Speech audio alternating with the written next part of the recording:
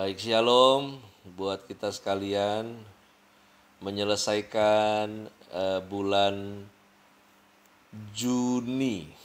Ya, terasa nggak terasa, pasti terasa. Karena kita melewatinya dengan keadaan yang sadar. Ya. Dimana Juli ini berakhir, maka memasuki semester kedua itu bisa dibilang semuanya seolah akan berjalan dengan cepat. Ya, karena tinggal sisa ada 2 bulan ke depan di mana tidak menggunakan kata ber itu tinggal sisa 2 bulan. Karena biasanya kalau sudah masuk lewat dari Agustus, sudah ber itu katanya terasanya sudah akhir tahun. Nah, bicara mengenai kehidupan ini, maka nggak jauh-jauh harusnya kita membahas tentang yang punya kehidupan.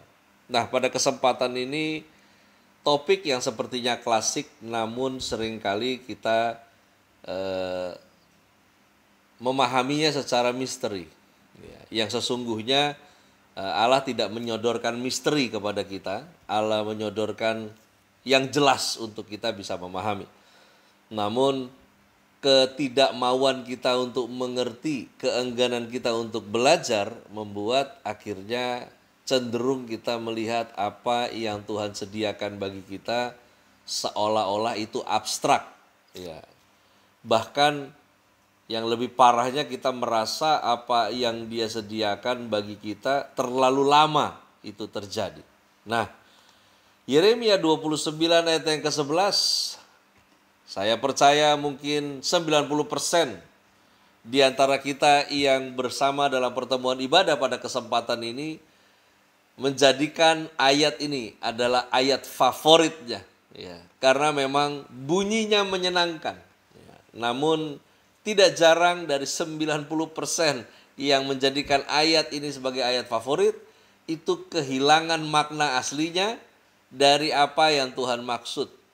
Bahkan menjadi frustasi karena ayat yang disebut sebagai janji Tuhan ini. Yeremia 29 ayat yang ke-11 tertulis demikian. Sebab aku ini mengetahui rancangan-rancangan yang ada padaku mengenai kamu. Demikianlah firman Tuhan, yaitu rancangan damai sejahtera dan bukan rancangan kecelakaan, untuk memberikan kepadamu hari depan penuh harapan. Saya highlight, aku ini mengetahui rancangan-rancangan yang ada padaku mengenai kamu. Terjemahannya kurang lebih demikian di versi Alkitab Bahasa Indonesia. Ya.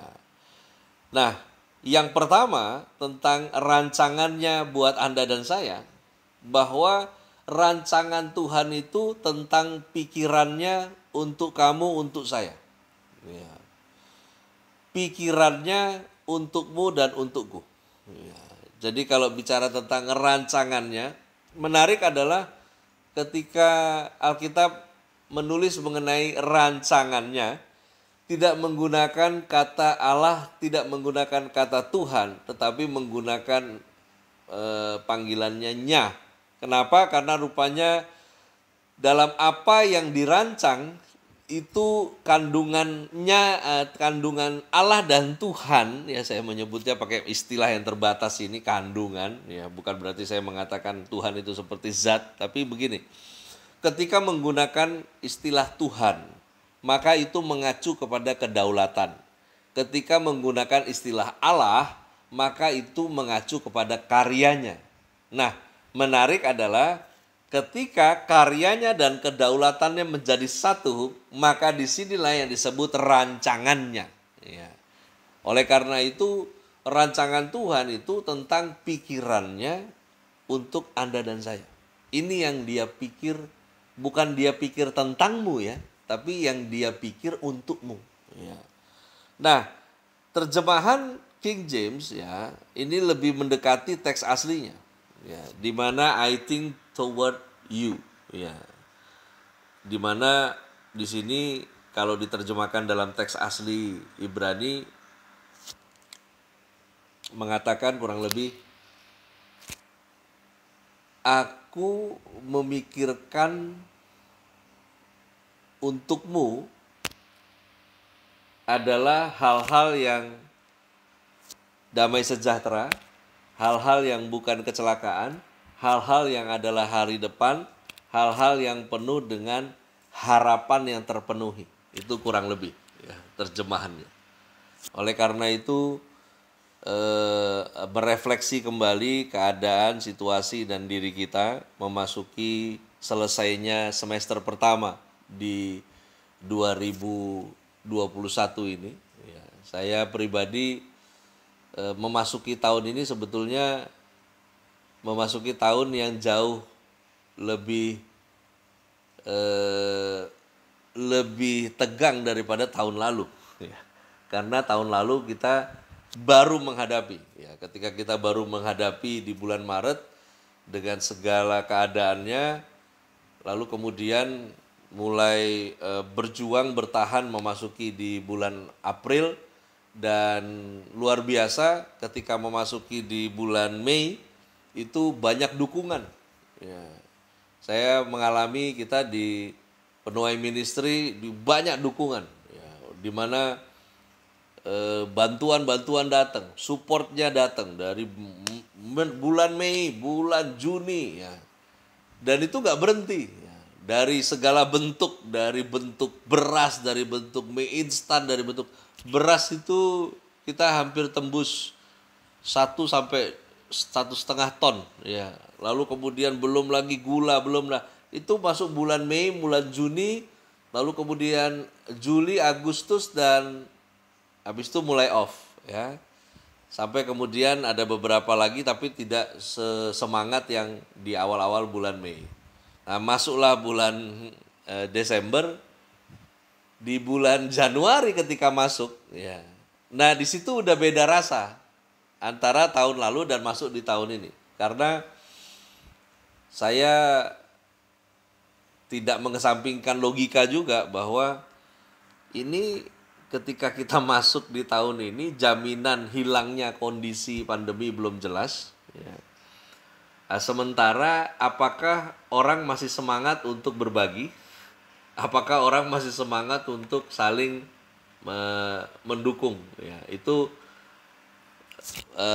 di pikiran saya berkecamuk. Ya.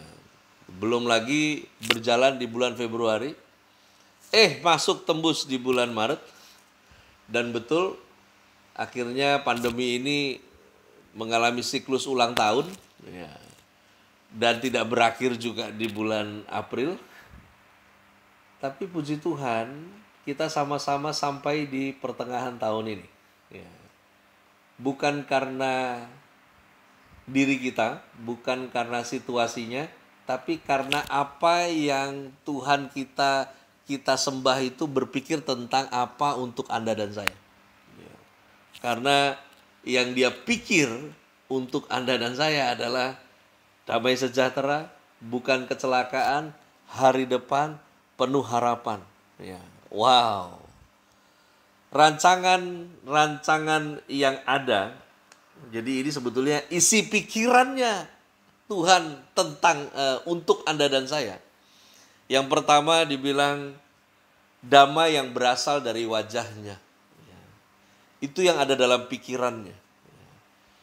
Untukmu manusia, aku mau sebuah kondisi damai yang berasal dari wajahku. Begitu kurang lebih yang ada dalam pikirannya Tuhan dalam terjemahan teks yang ada. Ya. Di mana diterjemahkan peace saja, beberapa menerjemahkan peaceful. Tapi dalam Alkitab berbagai bahasa yang ada di library saya di ruang kerja ini, bahasa Indonesia yang paling komplit. Damai sejahtera. Rupanya ini mewakili di mana yang ada dalam pikirannya untuk Anda dan saya adalah hidup kita mengalami damai pada roh, damai pada jiwa, damai pada tubuh. Ya. Kemudian yang ada di pikirannya bukan kecelakaan. Jangan bayangkan kecelakaan di sini seperti lalu lintas. Ya, konteks kecelakaan di sini adalah di mana kehidupan Anda dan saya itu mutlak berdaulat pikirannya Tuhan.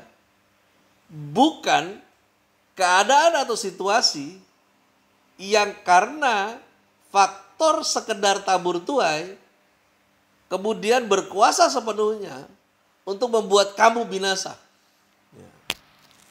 Ya mungkin sederhananya saya mau bilang begini, sesalah-salah apapun kamu, kasih karunia berlaku dan Tuhan berdaulat.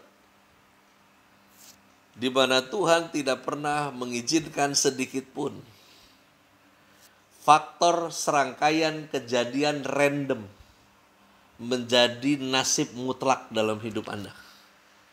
Ini yang disebut bukan kecelakaan. Bahkan ini dari awal sampai pertengahan akhirnya. Jadi seorang pun lahir karena sebuah kejadian tertentu, maka orang tersebut ada terlahir di bumi. Itu pun ya, disebutkan bahwa orang itu ada bukan faktor eksidensial, bukan faktor situasional, tapi faktor pikiran Tuhan mengatakan itu orang ada dan dia ada. Lalu kemudian pikirannya untuk Anda dan saya adalah hari depan, di mana Tuhan tidak menyertai Anda dan saya tanpa grand design yang jelas. Karena itu Tuhan yang kita sembah bukan Tuhan yang lihat aja nanti, tapi Tuhan yang nanti mau lihat apa. Dan itu terbukti dari penyertaannya, dari firman-Nya memperlengkapi Anda dan saya, sehingga kita bisa sampai pada apa yang Dia ingin dia lihat dari awal. Nah, yang kemudian dalam pikirannya adalah harapan yang penuh. Kalau di dalam bahasa Indonesia MD/DM-nya agak terbalik, karena rancangan yang penuh harapan itu seolah-olah sebuah janji yang PHP. Padahal di sini konteksnya adalah tentang yang Tuhan pikir untuk Anda dan saya adalah kehidupan yang penuh dengan harapan yang terpenuhi. Aminkan itu. Harapan yang terpenuhi. Nah, yang kedua, rancangannya buat Anda dan saya. Yesaya 55 ayat 8 sampai dengan 9. Sebab rancanganku bukanlah rancanganmu dan jalanmu bukanlah jalanku. Demikianlah firman Tuhan, seperti tingginya langit dari bumi, demikianlah tingginya jalanku dari jalanmu dan rancanganku dari rancanganmu. Wow. Bicara tentang rancangannya untuk Anda dan saya. Rancangannya itu adalah tentang kualitas, bukan sekedar bentuk. Bahkan tidak fokus pada bentuk. Rancangan Tuhan itu tentang kualitas, yang mana kualitas juga disertai dengan cara-caranya. Karena cara Tuhanlah, maka rancangan itu berkualitas. Ingat, karena proses, maka produknya mahal. Mutiara mahal karena proses. Berlian mahal karena proses. Nah, sama ya.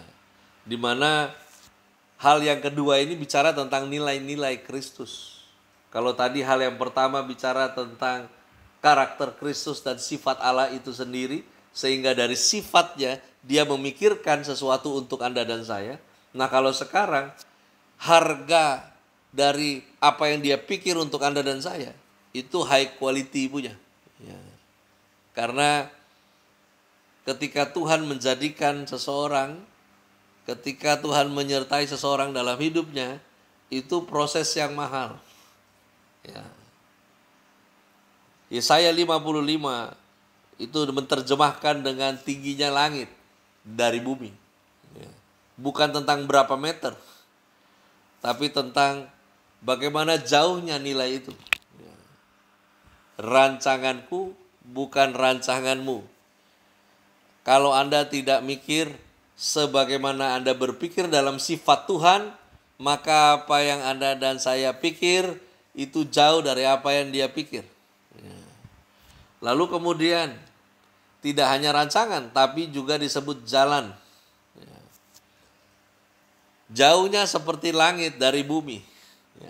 High quality-nya jalannya Tuhan itu dengan jalan kita sejauh itu. Maka dari itu, kalau bicara jalan, itu bicara tentang bagaimana caranya. Karena itu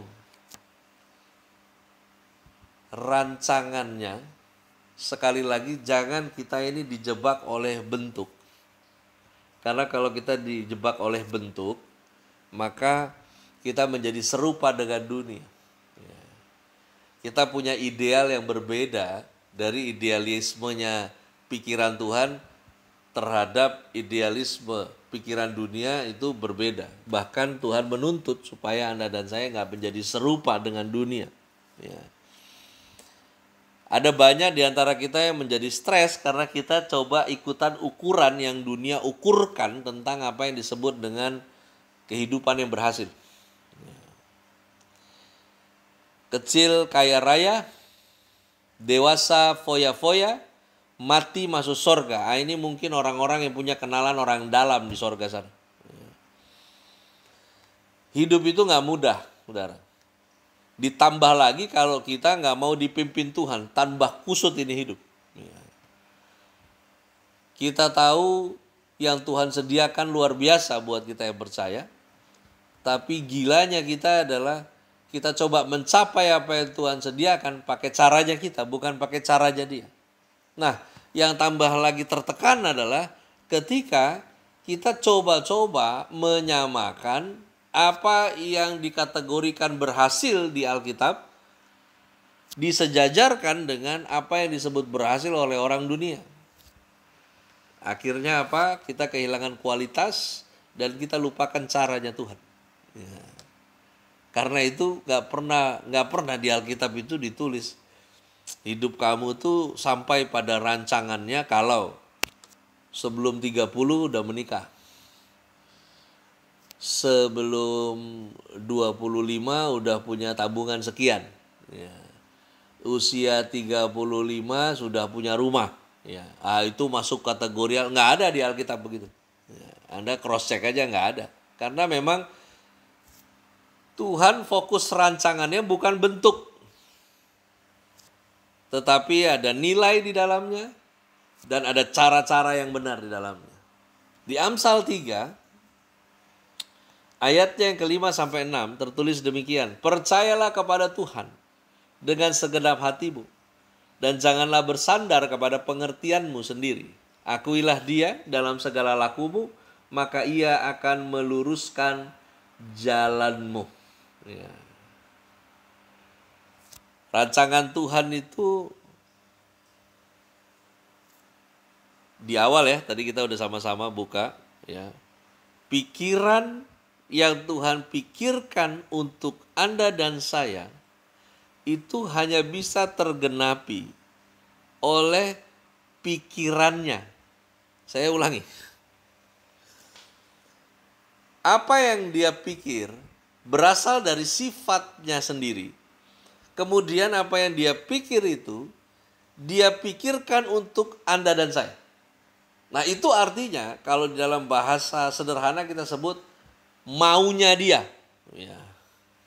Maunya Tuhan untuk Anda dan saya adalah damai sejahtera, bukan kecelakaan, hari depan, kemudian harapan yang terpenuhi. Itu yang dia mau.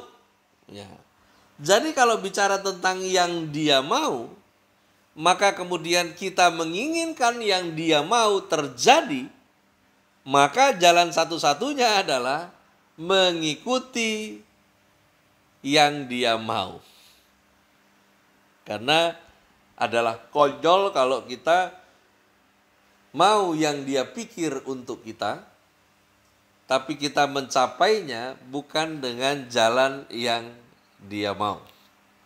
Ini yang di dalam terjemahannya disebut kehendak. Kehendak. Karena itu rancangan Tuhan itu digenapi melalui kehendaknya. Rancangannya tidak digenapi melalui kehendak Anda dan saya. Tapi kehendak Dia yang memiliki pikiran awal. Ya. Karena dari pikiran awalnya Tuhan itu demikian. Bukan awalnya dari pikiran Anda dan saya. Nah, akhirnya karena kita ini diciptakan memiliki kehendak bebas, maka ada istilah Tuhan meluruskan jalan kita. Kenapa?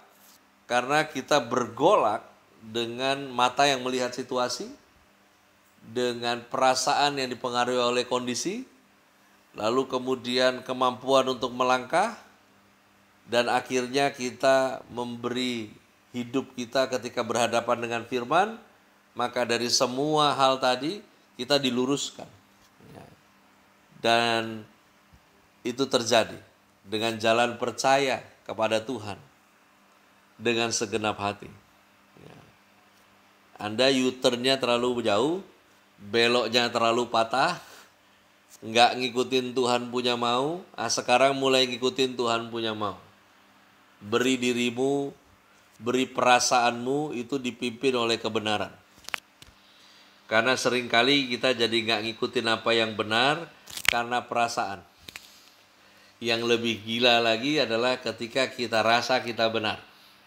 Oleh karena itu, percaya kepada Tuhan dengan segenap hatimu adalah tentang perasaan yang dipimpin kebenaran. Kemudian jangan bersandar kepada pengertianmu sendiri. Karena seringkali kita mau mengerti Tuhan pakai pengertian kita, atau kita pikir kita sudah ngerti semua. Sementara kita baru tahu kulitnya saja. Nah, karena itu mari berpikir melalui pembaruan budi. Maksudnya berpikir melalui pembaruan budi ini adalah pola daripada hidup yang taat, di mana Anda dan saya diajar oleh kebenaran dan mempercayai kebenaran itu, sehingga perasaan kita dipimpin oleh kebenaran itu dan kita melakukan apa yang kebenaran itu perintah. Nah, ini yang disebut jangan bersandar pada pengertianmu sendiri. Karena seringkali kita terlalu lama untuk melakukan apa yang benar, karena terlalu banyak berpikir, menghitung kembali berdasarkan apa yang mampu Anda dan saya perhitungkan. Sementara Tuhan sudah punya perhitungan jauh dari sebelum Anda dan saya ada. Lalu kemudian akuilah Dia dalam segala lakumu. Maksudnya gini, prioritaskan maunya Tuhan. Kita nggak pernah sampai pada apa yang Dia rancang, mengalami apa yang Dia rancang. Ini bukan tentang bentuk, bukan tentang benda, ya, tapi tentang mengalami Tuhan yang sesungguhnya. Itu nggak akan pernah terjadi kalau kita nggak prioritaskan maunya Tuhan. Kenapa disebut ada keinginan daging, ada keinginan roh? Sebenarnya ini kalau mau diterjemahkan sederhana, ini adalah tentang maunya kamu atau maunya Tuhan. Udah, that's it. Maka itu mari melatih diri memprioritaskan maunya Tuhan. Karena ketika Anda dan saya memprioritaskan maunya Tuhan, kita akan dilatih untuk nggak fokus pada bentuk lagi. Kita akan terlatih untuk tidak terikat pada idealisme dunia tentang ukuran keberhasilan. Nah, yang terakhir, dari Mazmur 1 ayat 1 sampai dengan ayatnya yang ketiga, berbahagialah orang yang tidak berjalan menurut nasihat orang fasik, yang tidak berdiri di jalan orang berdosa, dan yang tidak duduk dalam kumpulan pencemooh, tetapi yang kesukaannya ialah Taurat Tuhan, dan yang merenungkan Taurat itu siang dan malam. Ia seperti pohon yang ditanam di tepi aliran air, yang menghasilkan buahnya pada musimnya, dan yang tidak layu daunnya. Apa saja yang diperbuatnya berhasil. Ya. Saya highlight, berbahagialah, kemudian apa saja yang diperbuatnya berhasil. Pesan yang terakhir dari pembelajaran kita, dari apa yang Roh Kudus tuntun pada kesempatan ini adalah bahwa jangan terjebak dengan bentuk, jangan terjebak dengan idealisme dunia tentang keberhasilan. Karena ini tentang Tuhan, bukan tentang Anda dan saya. Keberhasilan itu tentang tujuan Tuhan digenapi dalam hidupmu. Perhatikan kata yang saya gunakan. Dalam, bukan melalui. Tuhan memakai kita sebagai alatnya, tapi Tuhan tidak memperalat Anda dan saya. Karena sebagai alatnya, Anda juga menikmati benefit dari Dia.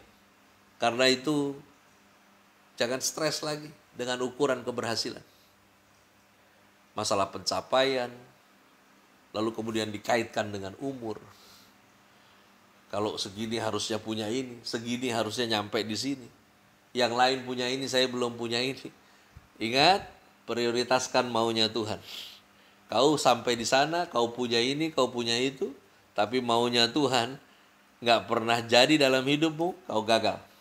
Karena keberhasilan itu bukan tentang apa yang kau mimpi, apa yang kau pengen, itu terjadi.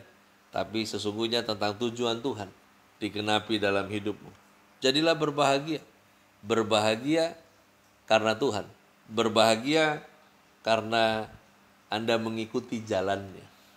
Ayat ini lagi bilang bahwa jalannya orang benar itu nggak ngikutin nasihat orang fasik. Jalannya orang benar itu nggak berdiri jalan orang berdosa. Jalannya orang benar itu tidak duduk dalam kumpulan pencemooh.